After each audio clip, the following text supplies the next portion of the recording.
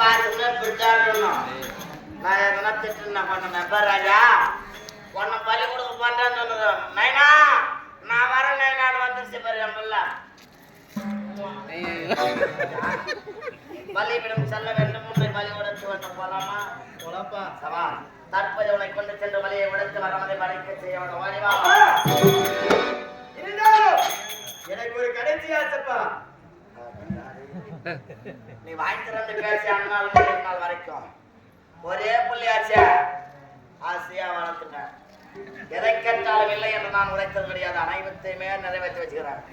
இப்போ இது உன்னை வழிபடுத்த தேவர்களை பணிந்திருக்க போகுது அந்த சமயத்துல கடைசியா சென்ற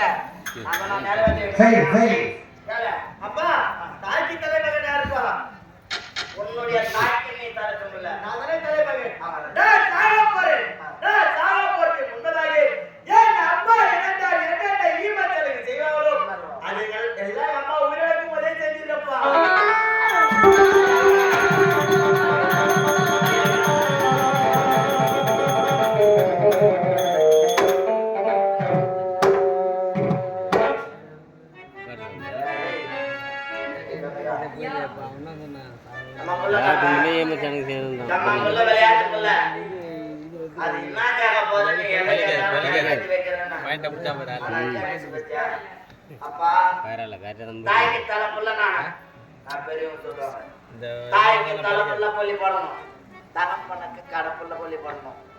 என்னதான் 10-15 பிள்ளை பெற்றாலும் அந்த பெத்த தாய்க்கு தலைச்சம்புள்ள கொல்லி போட்டாதான் அவன் ஆன்மா சாந்தி அடையும் ஏனுங்களா ஒரு பொம்பளையா பிறந்து வளர்ந்து பிறந்த வீட்டுல 1000 துன்பம் கஷ்டத்தை அனுபவிச்சாலும் திருமணத்திற்கு பிறகு ஆம்படியாவோட மாமியார் மாமனார் நாத்தனார் கூட பல சந்தோஷமா வாழ்ந்தாலும்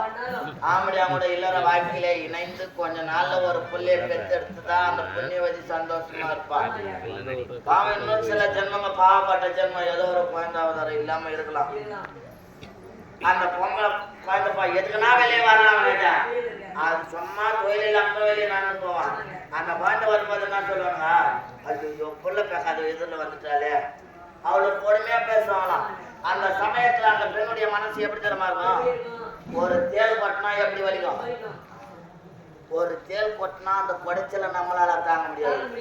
1000 தேல் கொட்டினா எப்படி வலிக்கும் ஒரே நேரத்துல அப்பேற்பட்ட பெருத்த வலியை கொடுக்குமா அந்த மலடி என்ற ஒரு வார்த்தை அந்த பொம்பளைக்கு அப்பேற்பட்ட பெருத்த வலியை குணப்படுத்துவது எதுனா தன்னுடைய வயிற்றிலே முதல்ல ஒரு கருத்தங்கி 10 மாதம் சுமந்து பத்தியம் இருந்து வலி நோக பெற்றெடுக்கிறா பத்தியா பெண்ணுக்கு மறு ஜென்மம் அது அந்த முதல்ல பிறக்கிற குழந்தைதான் ஒரு பெண்ணுக்கு மலடி என்ற அவப்பெயரை நீக்கி தாய் என்ற பட்டத்தை கொடுக்கறது அதான் அந்த குழந்தை பிறகுலன்னா ஒரு ஆண்மகனுக்கு மரியாதை இருக்காது பொம்பளைகளுக்கு அசிங்கம் அவமானம் தான் அப்பேற்பட்ட அவமானத்தை அசிங்கத்தை நீக்கி தாய்மை தந்தை என்ற பட்டத்தை கொடுப்பது மூத்த பிள்ளை அதனாலதான் பொதுவாவே எல்லா பெற்றவங்களுக்குமே மூத்த பிள்ளை மேல கொஞ்சம் பாசம் அதிகமா வருது முதல்ல வாங்கிட்டு வந்து அப்பா அம்மா அதனாலதான் பொதுவாக சொல்லுவோம் மூத்த பிள்ளை மேல பாசம் அதனால தலைநோக சுமந்து பெற்றெடுத்த தலைச்ச குழந்தை தானுக்கு தான் சொல்லி போனோம்னா அந்த நாள்ல இருந்தே யோசிக்கிறாங்க அதனால இப்ப என் புள்ள சொல்றதுனால இனிமேல் என்னுடைய தாய்க்கு எத்தனை குழந்தை பிறந்தாலும் அது தலைச்ச குழந்தைக்கு ஈடாகாது நான் தான் தலைச்சம் புள்ள ஆனால் எங்க அம்மா உயிரோட இருக்க போறாங்க நான் சாவ போறேன் நான் செத்தாலும் பரவாயில்ல என்னுடைய கடமையை நான் செய்ய வேண்டும் அதற்காக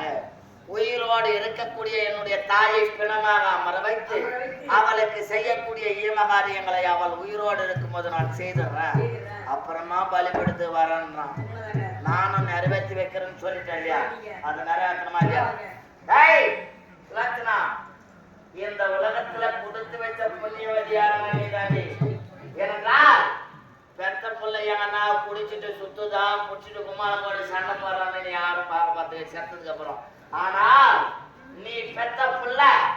நீ உயிரோடு இருக்கும்போது உன்னை அமர வைத்து